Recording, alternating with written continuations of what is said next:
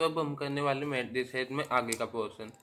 तो अब हमारे पास में अगला आता है दो मैट्रिसेस का एडिशन। मान लीजिए एक मैट्रिक्स है A इज इक्वल टू 2 3 4 1 और दूसरी मैट्रिक्स है comma B is equal to 1 3 5 7। तो मैट्रिसेस के एडिशन में दो कंडीशन नेसेसरी है।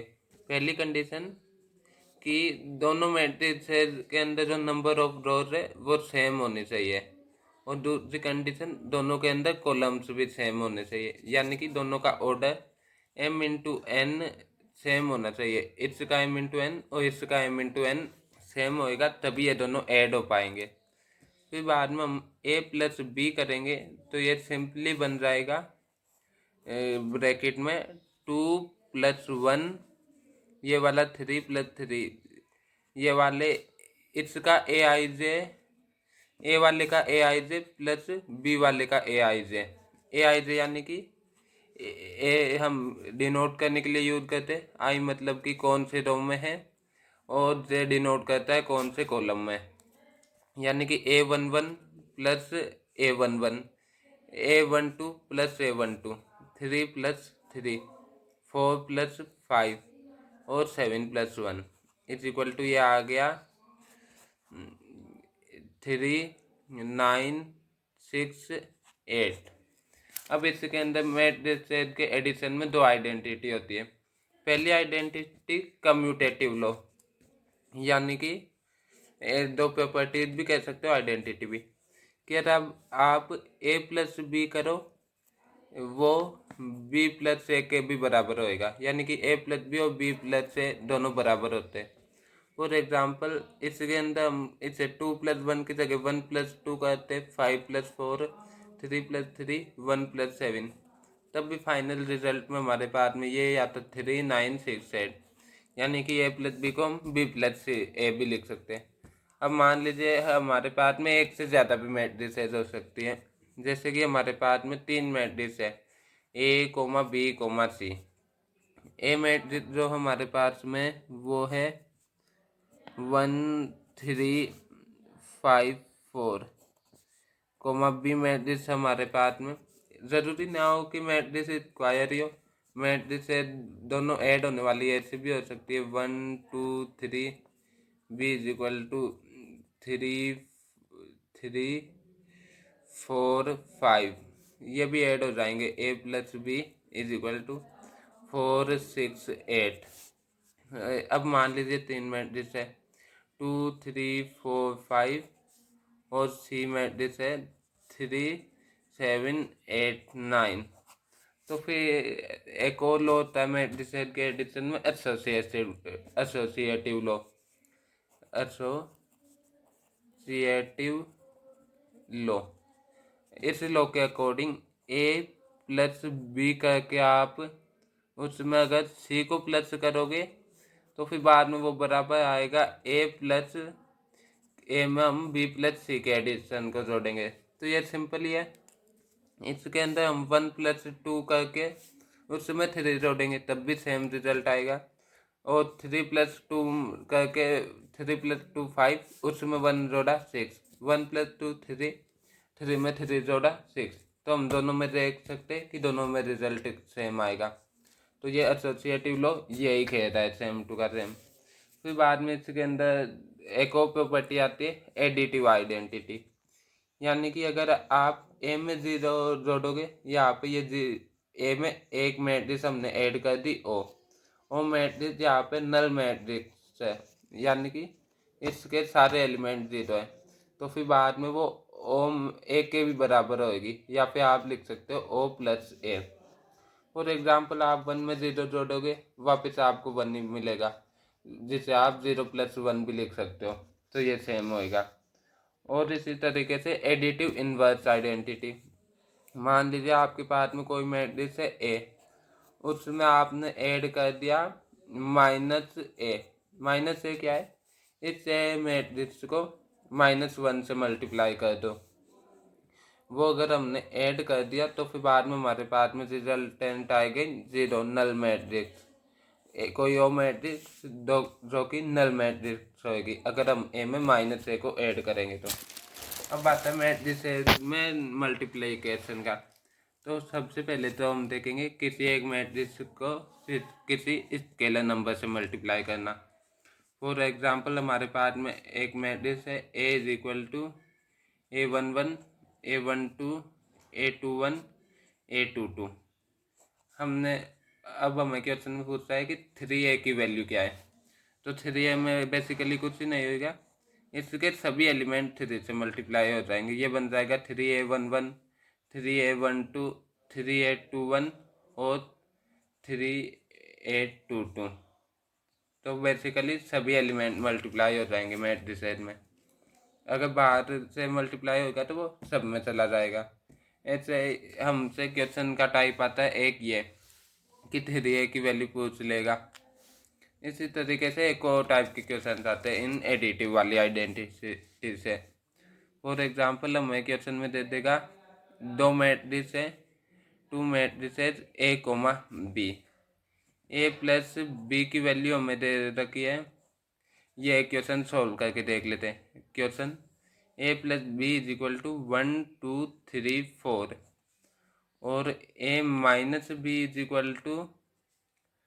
2 3 4 5। हमसे क्वेश्चन में पूछ लेगा comma A = question mark A की वैल्यू क्या होगी और B = क्वेश्चन मार्क B की वैल्यू क्या होगी। तो बेसिकली हम इन दोनों को पहले ऐड कर लेंगे। तो ये बन जाएगा 2A, क्योंकि हमने देखा था इस आइडेंटिटी के तहत कम्यूटेटिव और एसोसिएटिव लॉ से कि हम डायरेक्टली ऐड हो जाते हैं मैट्रिसेस। तो हमारे पास में इसे ऐड करने पे आ जाएगा -B और +B। इस वाली आइडेंटिटी से 0 हो जाएगा। तो ये आ जाएगा A + A यानी कि 2A = ये सीधा ऐड होएगा 1 + 2 3 2 + 3 5 3 + 4 7 और 4 + 5 9। तो हमारे पास में 2A की वैल्यू आ गई।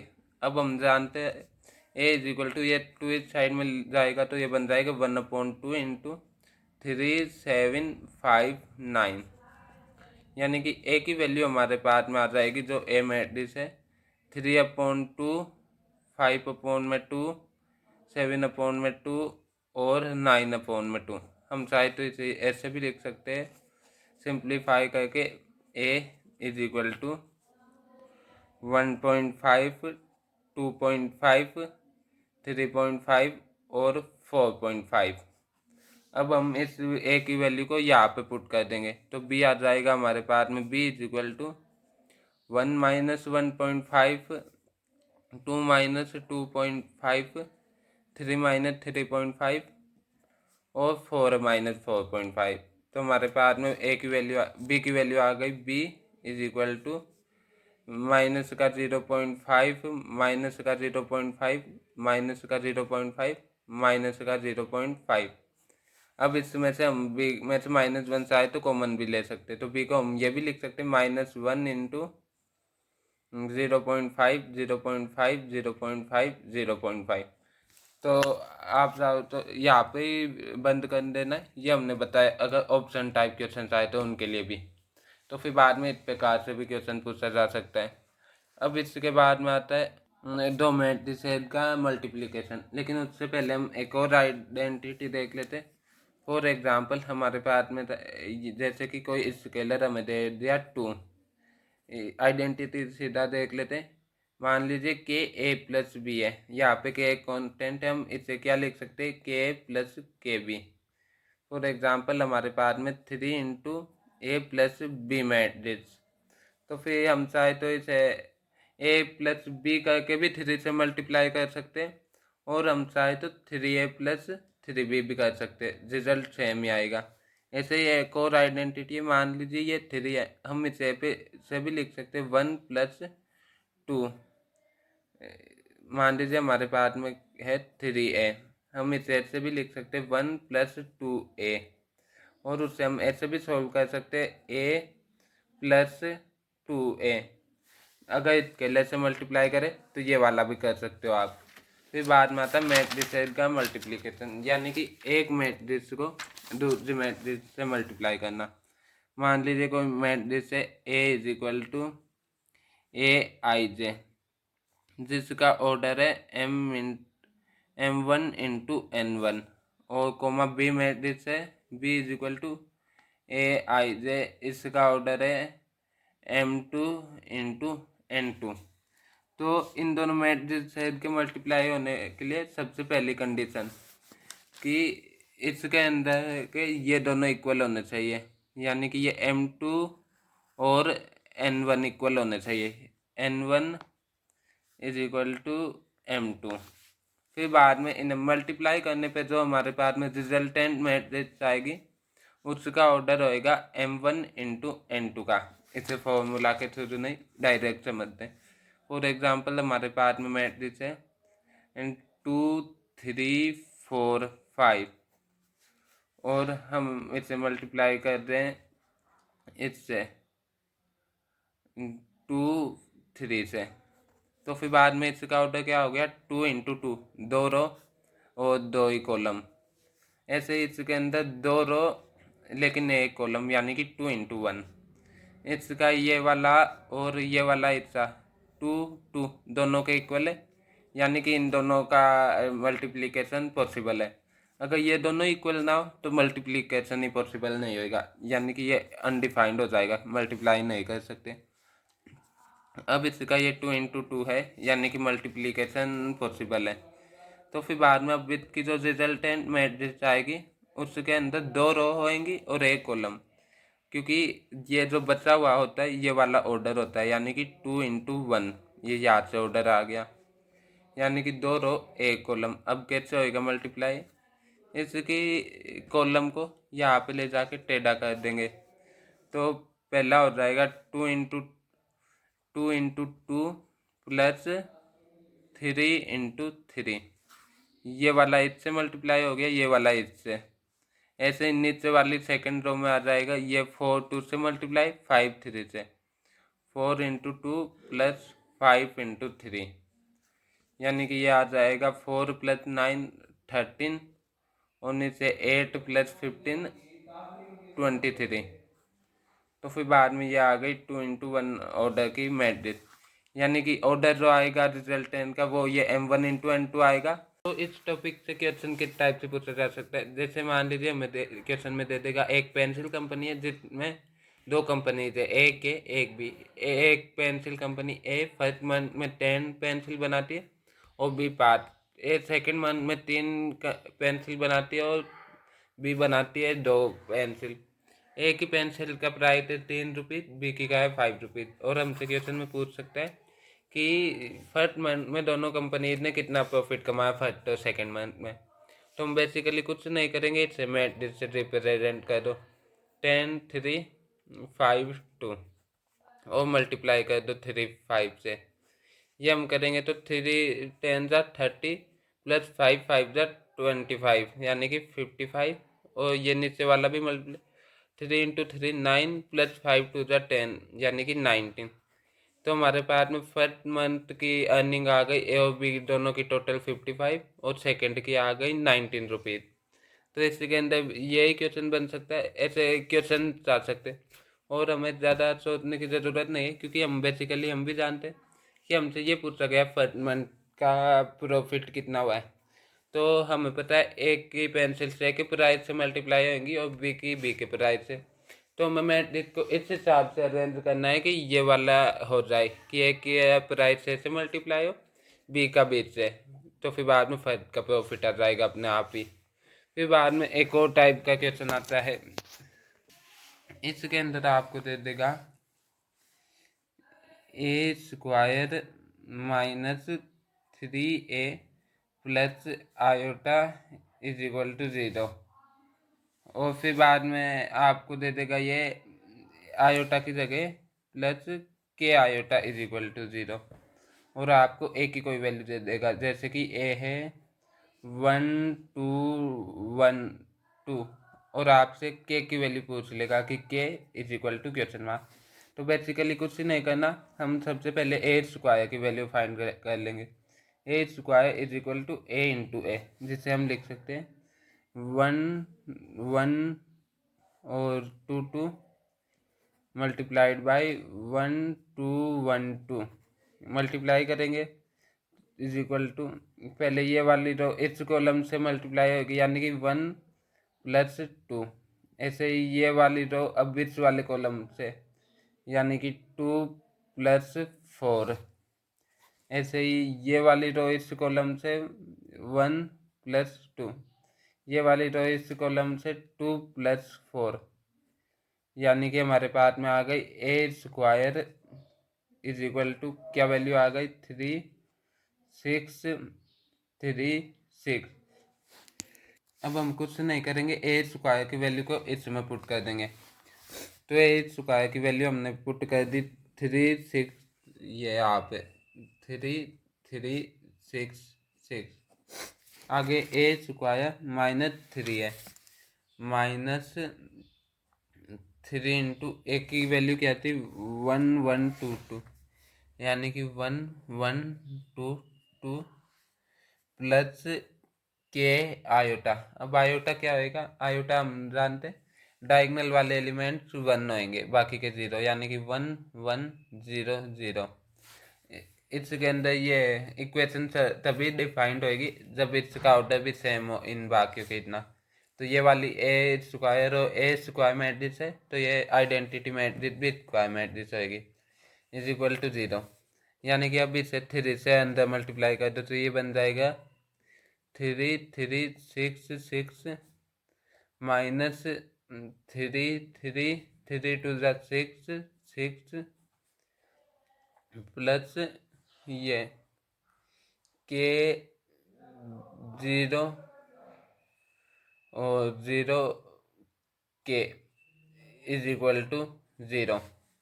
तो फिर बाद में अब हम इसे सॉल्व कर लेंगे। तो फिर बाद में 6 में से 6 गया, 0 बचा, 0, 3 में से 3 गया 0, 6 में से 6 गया 0 और 3 में से 3 गया 0, प्लस के 0 0 के, यहाँ पे ये 0 यानी कि इसे हम ऐसे भी लिख सकते हैं 0 0 0 0, 0 को बेसिकली ऐसे भी लिख सकते हैं। तो फिर बाद में इससे हमें पता चल गया कि के की वैल्यू 0 है, क्योंकि किसी नंबर में 0 ऐड करने पे भी 0 आ रहा रिजल्टेंट, इसका मतलब वो नंबर भी 0 है। तो हमारे पास में के की वैल्यू आ गई के इज इक्वल टू 0। फिर बाद में मल्टीप्लिकेशन ऑफ मैट्रिसेस में भी कुछ आइडेंटिटीज होती है, जैसे कि पहली आइडेंटिटी है कि A B is not equal to B A. ये ज़रूरी नहीं हर केस में, लेकिन generally A B B A के बराबर हो ये ज़रूरी नहीं होता, क्योंकि मान लीजिए ए है एक 3x2 ऑर्डर की मैट्रिक्स और बी है एक ये 3x2 ऑर्डर की मैट्रिक्स। तो फिर बाद में अब हम बी 3x2 की नहीं, बी 2x2 ऑर्डर की मैट्रिक्स है। अब हम ये ए बी करेंगे तो फिर बाद में ए बी तो डिफाइन हो जाएगा, लेकिन यहाँ पे हमने बी ए किया यानी कि 2x2 और 3x3 को। तो हमने ये एक आइडेंटिटी देखी थी कि ये दोनों इक्वल होने चाहिए और रिजल्टेंट मैट्रिक्स का ऑर्डर ये आएगा, लेकिन ये दोनों इक्वल है नहीं, तो बी ए डिफाइन ही नहीं होएगा इस केस में और ए बी होएगा। तो इससे प्रूव हो जाता है कि ए बी है बा बी ए के बराबर हो, ये ज़रूरी नहीं है। फिर बाद में अगला आता है ट्रांसपोज ऑफ अ मैट्रिक्स। तो ट्रांसपोज क्या होता है, हमें कोई मैट्रिक्स दे रखी है 1 2 3 4, इसका ट्रांसपोज करेंगे, कुछ नहीं करना, जो रो 1 थी उसे कॉलम 1 बना दो और रो 2 को कॉलम 2, यानी कि ये बन जाएगी 1 2 और 3 4। ऐसे ही ये मैट्रिक्स दे रखी है हमें 1 1 2 3 4 5 6 7 8, इसका ट्रांसपोज करने के लिए कहा जाए तो वो हो जाएगा ये 1 2 3 4 5 6 7 8। ट्रांसपोज बेसिकली कुछ ही नहीं है, हम रो का कॉलम बना देते और अब अगर हम इसका इस मैट्रिक्स का वापस से ट्रांसपोज करेंगे तो हम कॉलम का रो बना देंगे, यानी कि जो कॉलम है वो रो बन जाता है और जो रो है वो कॉलम। यानी कि अब इसका वापस ट्रांसपोज करेंगे तो ये कॉलम है, इसका हम रो बना देंगे, तो फिर ये बन जाएगा 1 2 3 4 5 6 7 8। ये बेसिकली रो का ही कॉलम बना रहे, रो 1 कॉलम 1, रो 2 कॉलम 2, रो 3 कॉलम 3, कुछ भी कर सकते हो। तो फिर बाद में इससे मैं एक चीज दिख गई, ए ट्रांसपोज का transpose is equal to A matrix होता है। अब ट्रांसपोज को हम जनरली क्वेश्चन में इस साइन से डिनोट करते हैं, ऐसे एक डंडा लगा के। अब ट्रांसपोज में भी कुछ आइडेंटिटीज होती है, जैसे कि फॉर एग्जांपल के यहाँ पे कांस्टेंट है, के इंटू ए का ट्रांसपोज इज इक्वल टू के इंटू अकेले ए का ट्रांसपोज, यानी कि मल्टीप्लाइड बाय ए का ट्रांसपोज के इंटू ए के ट्रांसपोज के इक्वल होता है। फॉर एग्जांपल जैसे कि हमारे पास में कोई मैट्रिक्स है 1 2 3 4, ये 2 कांस्टेंट से मल्टीप्लाइड है, यानी कि 2 से मल्टीप्लाइड। अब इसका पहले ये वाली कंडीशन कर देते हैं, के इंटू ए का ट्रांसपोज, इसका ट्रांसपोज होएगा ये ए है और के इज इक्वल टू 2 है, यहाँ पे ए का ट्रांसपोज हो जाएगा 1 2 3 4। और अब हम इसे कैसे मल्टीप्लाई कर देते हैं, तो ये बन जाएगा 2 4 6 8। अब इसके अंदर इस ये वाली कंडीशन करके देखते हैं, पहले 2 से मल्टीप्लाई कर दो, 2 6 4 8। अब ट्रांसपोज कर दो 2 4 6 8, तो रिजल्ट सेम ही आ रहा है, तो ये प्रूव करना था। और ए प्लस बी के होल का transpose is equal to A transpose plus B transpose होता है, ये भी एक आइडेंटिटी है। और ए बी का transpose is equal to B transpose into A transpose होता है। अब यहाँ पे एक चीज़ है, ये उल्टा हो जाता है, ए बी का होल का ट्रांसपोज यानी कि B transpose into A transpose, यहाँ पे ये ऑपोजिट होएगा, यानी कि उल्टा घूम जाता है। और एक ये वाली आइडेंटिटी अब भी अप्लाइड है कि A B not equal to B A है, इसीलिए हमने इसे ट्रांसपोज इंटू बी ट्रांसपोज ना लिख के B transpose into A transpose ही लिख सकते हैं। फिर बाद में अगला टॉपिक आता है inverse of a matrix. Inverse, अब इनवर्स क्या होता है किसी मैट्रिक्स का, जैसे कि कोई मैट्रिक्स ए है, अगर हम उसे किसी मैट्रिक्स से मल्टीप्लाई करें बी से, और अगर A B is equal to B A हो जाए और ये आइडेंटिटी मैट्रिक्स के बराबर हो जाए, यानी कि बी जो मैट्रिक्स है वो ए की इनवर्स होएगी। इनवर्स को हम इस साइन से भी डिनोट करते हैं -1 लगा के पावर में, यानी कि ए की पावर -1, जिसका बेसिकली मतलब होता है 1/a। तो हम बेसिकली सिंपल मैथ में देखें तो 1/ कुछ भी into 1/x into x is equal to 1 होता है।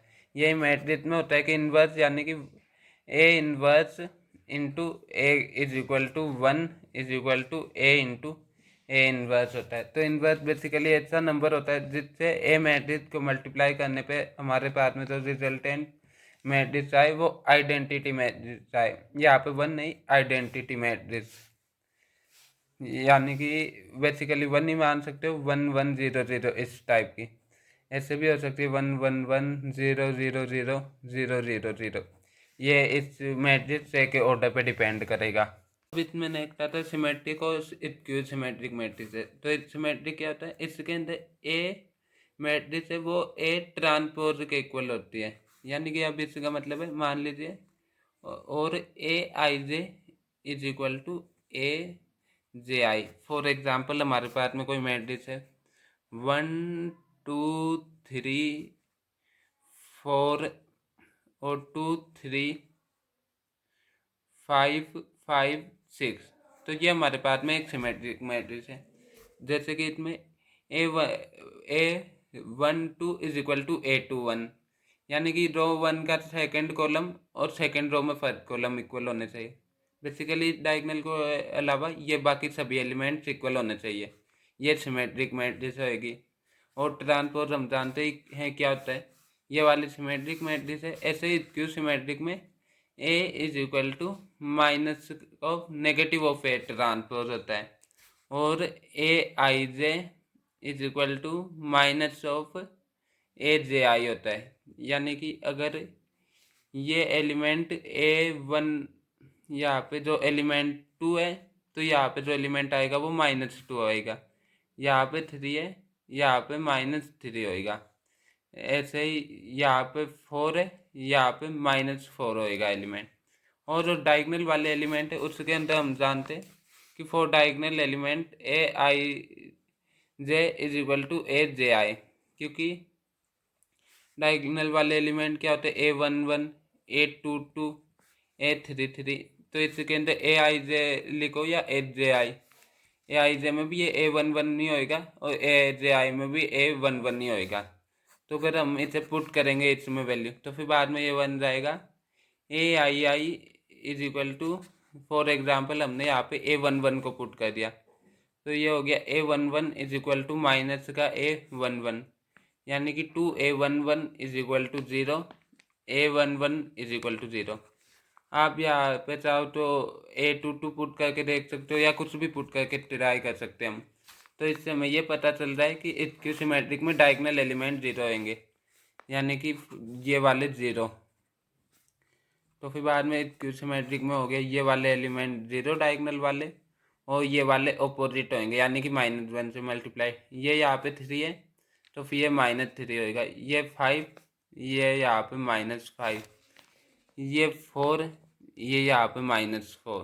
ये आ गई हमारे पास में एक इक्यू सिमेट्रिक मैट्रिक्स।